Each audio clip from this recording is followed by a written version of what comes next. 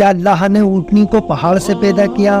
اللہ تعالیٰ نے کون سا عذاب قوم سمود پر نازل کیا؟ کیوں قوم سمود کے لوگ حضرت صالح علیہ السلام کو قتل کرنا چاہتے تھے؟ دوستو، ان سبھی سوالوں کے جواب اس ویڈیو میں جانتے ہیں۔ حضرت صالح علیہ السلام حضرت ہود علیہ السلام کے تقریباً 100 سالوں کے بعد پیدا ہوئے۔ قرآن مجید میں حضرت صالح علیہ السلام کا ذکر 8 جگہ آیا ہے۔ اللہ نے انہیں قوم سمود کی طرف نبی بنا کر بھیجا، جس سے وہ گمراہ قوم ہدایت پا سکے اور حق پر آ جائے۔ اس قوم کو اپنی شان و شوکت عزت پر بڑا غرور تھا۔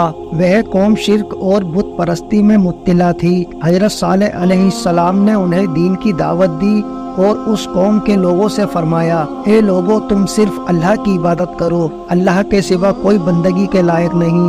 لیکن اس قوم کے لوگ اس پیغام حق کو سن کر نفرت کا اظہار کرنے لگے اور اس قوم کے لوگوں نے کہا، نبی ہونے کا دعویٰ کرتے ہو تو پہاڑ سے حاملہ اونٹنی نکال کر دکھاؤ۔ پھر حضرت صالح علیہ السلام نے اللہ سے دعا فرمائی۔